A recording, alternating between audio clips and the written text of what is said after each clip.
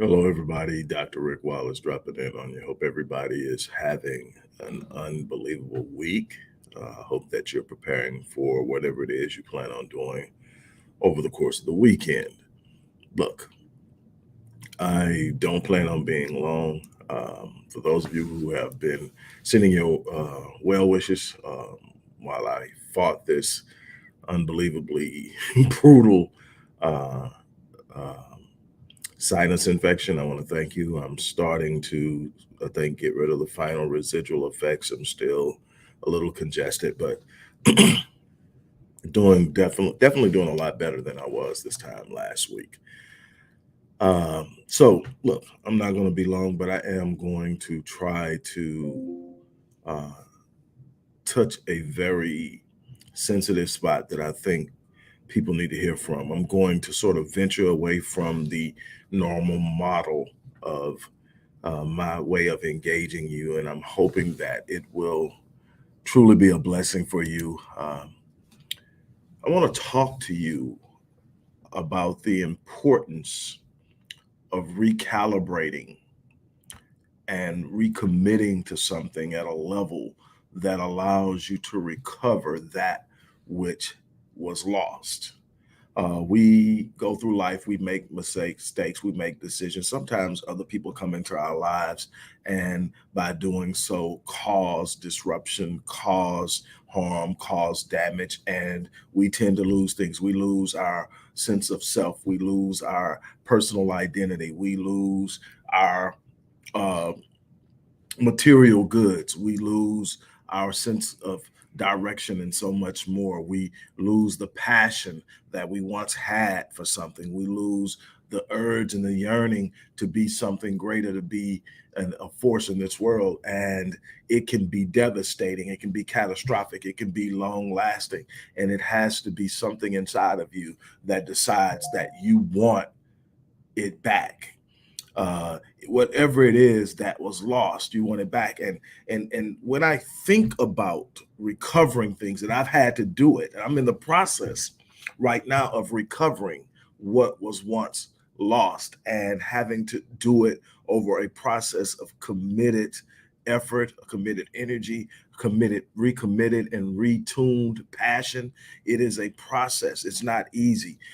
That's one thing I try to do. I try to be transparent when I'm sharing, because people need to understand that to get somewhere, it isn't easy. That to get where you want to be, there's going to be some disruptions, some setbacks, some frustrations. You're going to have to take on some things that don't sit well with you, but it's necessary for you to truly get to where it is you want to go. What I want to do is I want to talk to you, but I want to use a story that's one of my favorite. And yes, I'm going to use a biblical story, but I'm going to bring it to you in a way that is not steeped in religion, but the principles of the matter is immensely powerful. And what I want to do is I want to share with you something that has learned. There's often this belief between people who are religious in the scientific world that there's this mutual exclusivity that exists, that if you are a person of faith, then you can't be a person of science. If you're a person of science, you can't be a person of faith. Well, let me tell you something. What I do and what I specialize in one way, shape, form, or fashion, has to do with what we refer to in general in this world as psychology. What I can tell you, if you search ancient scripture, whether you're talking about the Quran, whether you're talking about the Bible, whether you're talking about a number of other um, uh, forms of ancient scripture, ancient communication. If you're talking about just ancient books, you're going to find out that psychology has always existed. We just did not treat it as a particular form of science. But when anytime that the Bible tells you guard your hearts and minds, it's talking about your conscious and your subconscious. It's talking about the part of you that is completely aware or cognizant of what's going on with you. It's also talking about that part of you that is the seat of your soul beneath that controls 76% of what you do. Your heart is in sense your subconscious or your subconscious mind. And so we can understand all this thing. So what I'm going to do is I'm going to take a story that's pretty well known to Christians, and I'm going to use it to make this point. Because see, there's some people that have gone through some things. There's some people who have lost their way. There's some people who have lost their passion. There are some people who have lost the yearning and the urge. There are some people who feel overwhelmed. There are some people who feel robbed, and they don't know what to do. And I'm reminded of this story in First Samuel's. chapter 30. It's about David and his men. This is before David became king, and David is out with his men, and they're out and they're going to battle, and they've left the women and the children at the camp. And when they come back, the camp has been burned, and the women and the children have been taken. And it says that the men grieved and mourned and cried until they couldn't grieve, mourn, and cry anymore. And it says that David became severely distressed, and in his distress, you have to ask, okay, why was David distressed? And first thing is, David's two wives had been taken, but more importantly, the men, all of his men, their wives and their children had been taken, and the men had become so grieved in their souls that they were talking about stoning David, because they were following David into his accolades, into his things, and in the process of doing so, they left their women unprotected. And in the process of doing that, the women were taken, and everything else was taken. And so they were talking about stoning David. Now, this is where it gets real interesting. And this is what I really need you to understand: the principle that translates in life, no matter what your faith center is, there has to be a divine connection. There has to be a sense of purpose. You've got to know that you're here for more than just existing. You have to know that you're here for more than just surviving. You have to know that there's a purpose for your life. And sometimes the situations and circumstances of life and the wrong people will come into your life, and they will totally shake up your sense of self, your sense of purpose, your sense of direction. Sometimes it happens so early in life, you never even realize you had a purpose, because it happened so early in life. Somebody came in and shook up your center and changed your life. And yet it's still a desire for you to be where you can be, deeply rooted, and you don't know where it's coming from, but you have been convinced that you cannot have it. What I want you to understand now is that you can recover everything that was lost, everything that you once dreamed of, everything that you once thought was possible, that life has sort of convinced you is not. You can recover it. You can reclaim it. Now, the first thing that David did is extremely important. It said David encouraged himself. But now, when it's talking about encourage, the Hebrew word or the Greek word used for encourage isn't just simply an encouraging thing here. It's not just, okay, I feel encouraged. No, it's binding certain things. It's restraining certain things. These words have richness. That's the difference between ancient languages and more novel languages like English. English loses a great deal of the richness of many older languages like ancient Hebrew and ancient Greek, where a word has these unbelievably rich meanings, and depending on the tenses and a bunch of other things that I won't get into, it brings a certain connotation. But when you look at the word being used here for encourage, it says it's restraining certain things, it's binding certain things. He's literally establishing a parameter around himself that strengthens him and prepares him for the thing he needs to do. You need to start encouraging yourself. Sometimes that it's good to have a person that can be encouraging to you. It's good to have someone who can come along when you're dealing with things, when you're going through something, and speak words of encouragement. But what you have to be able to do in this life, if you're going to get into this life and do some exceptional and extraordinary things in this life, you're going to have the capacity to encourage yourself.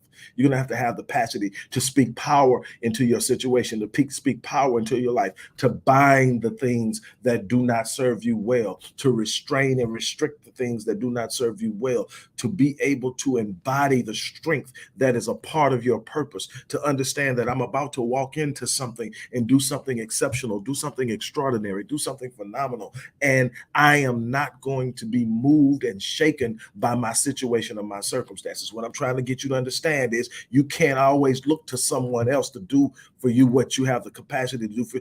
It says he encouraged himself in the Lord.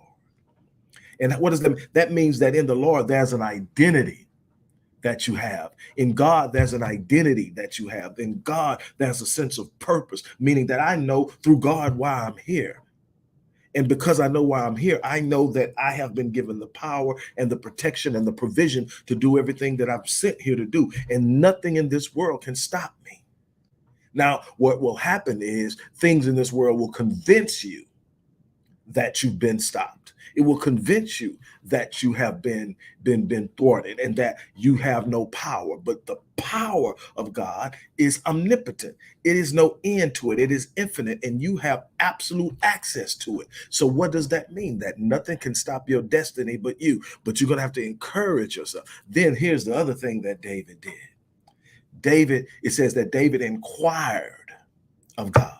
Now, in the inquiring of God, in first primitive, in the root part of this particular word being used, when it says David inquired of God, is first by supplication, asking, but by implication, demanding. So, in other words, it's not simply saying, can I have permission? It's saying, I need to do this. And by the power and the faith that I have, I am demanding the access and the power to do it. And the response of God was, look, hey, David said, should I pursue them? And in pursuing them, will I overtake them? In overtaking them, then the response from God to David was, you shall pursue. And not only will you overtake them, but you shall recover all. Let me tell you something. There's nothing that can be taken from you that was meant for you that you cannot reclaim. Some of you need to reclaim your self-esteem. Some of you need to reclaim your self-confidence. Some of you need to reclaim your self-worth. Some of you need to reclaim your vision and your dream and your desires to do something in this world. Some of you have been beaten down so much that you don't know where to start. Some of you have been beaten down so much that you've given up. Someone have been beaten down that you have accepted suffering as your lot in life, poverty as your lot in life, being second citizen, second fiddle as your lot in life. It's time to shake free of all of that. You were not designed to be an existing modicum in this world. You were designed to be special. You were designed to be exceptional. You were designed to be extraordinary. You were designed to be a representation of the designer. You were not meant to sit up and meander through the maze of mediocrity and linger at the bottom. Let me tell you something. Everybody gets hit, but not everybody gets up. And this isn't dismissing what you've been through. This isn't for those of you who were molested as children. This isn't dismissing your trauma. For those of you who've been hurt and beat on and abused in domestic violence, this isn't dismissing your trauma. If for those of you who have grown up in extreme poverty, this isn't dismissing your trauma. What I'm trying to tell you is your situations, your circumstances, your past experiences cannot define you. You're bigger than that. Your purpose is bigger than any moment that you've experienced. And what you've got to do is you've got to claim the fact that you can walk out of what you've been through and walk into what you're meant to become. You have the power. Can you pursue it? Absolutely. Will you overtake it? Absolutely. Will you recover it all? Absolutely. Not only will you recover it all, you will expand your dominion. You will expand your territory. You will expand the reach you have and the impact you have. I'm telling you because I've been there.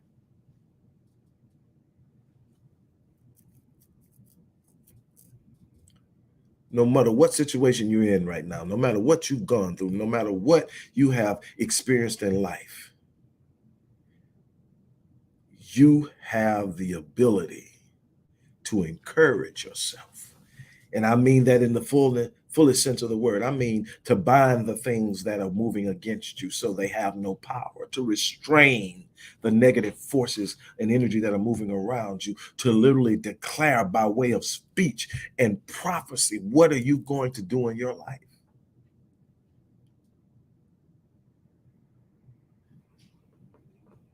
This is and I'm not speaking this from a religious perspective. I'm not speaking this from an emotional perspective. I'm speaking this from a principle of power, of being connected to God in such a way that the flow of God's wisdom, the mind of God, and all the solutions and answers to every problem flowing through you, along with the uh, omnipotence of God, the unlimited power. You don't even have a clue of what you're capable of because you bought into the narrative of the story of an experience you had. You don't know how powerful you are because you restricted what you thought and believed based off of an experience that you were exposed to, and you never explored outside of the perimeters of the experience. You have yet to sit up and actually look beyond what you're in. David had a choice. He could have fled from the men in fear of being stoned. He could have succumbed to it in his own grief and allowed them to stone him. But what David said is, look, let me inquire. And in the inquiring of God, first of all, he encouraged himself.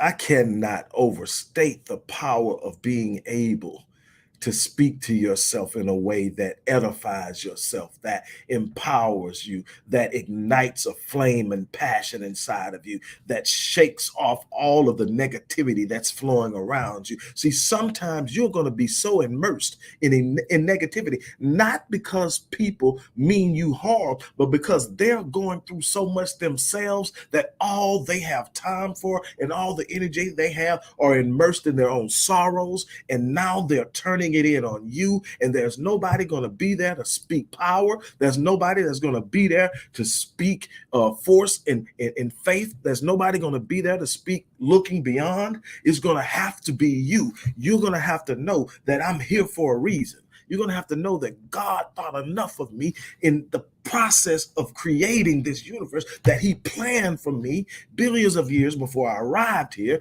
And I have a purpose on this place, and I'm going to walk it out. And when I'm walking in my purpose, there's an automatic provision that ensures that no matter what or who tries to stop it, they only ensure that it happens.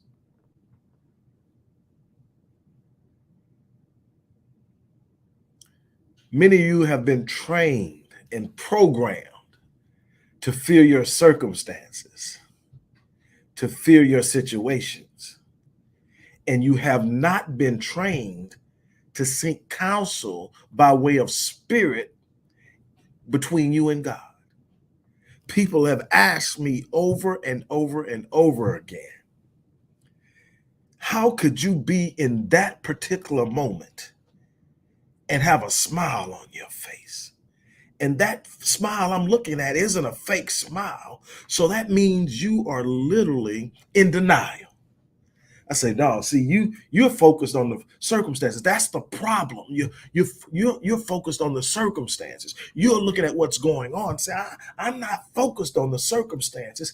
I am literally in direct communication by way of spirit between me and God. And God's spirit is communicating with my spirit. And God's spirit is telling me that I am a part of a raw family. God's spirit is telling me that I have unlimited access. God's spirit is telling me that nothing can shake me. God's spirit is telling me that nothing can break me. God's spirit is telling me that if I push through this moment, there's a breakthrough. And in the other side of the breakthrough, there's unbelievable bounty. God's spirit is telling me that. So by the time I get through consulting God's spirit, I consult my spirit, and my spirit disagrees with the very circumstances that you're giving too much power to.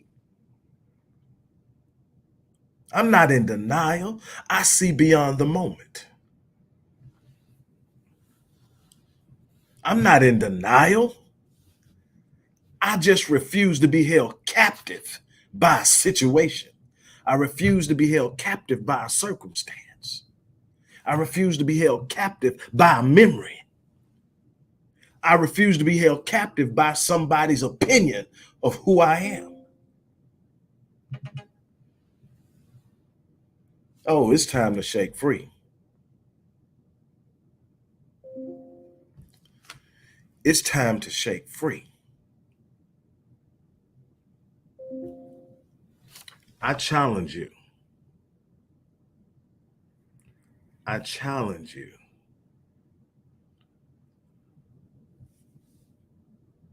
to first and foremost learn how to speak to yourself. with the power and anticipation of absolute vindication. Second of all, learn how to fight for what's yours. Learn how to pursue what's yours. Learn how to take hold of what's yours. You will recover it all, and you will expand your dominion because you have a place and a purpose that's bigger than your moment. You have a place and a purpose that's bigger than anything you could face. Don't buy the lie. Don't fold. Don't lay down. On that note, I'm gonna get ready to get out of here. I wish you the best. As I always say, look, I live my life on full, so that when I leave this place, I leave on E. I am challenging you to do the same thing. Um, Real briefly, for those of you who have gone through some traumatic moments and you have dealt with certain levels of trauma, I have a couple of programs that are in the description box. If you want to take advantage of them, do so. But whatever you do, continue to seek God, continue to be committed, continue to walk out your purpose. Nothing can stop it. It's divinely ordered. And on that note, I am out of here. You guys have an unbelievable day.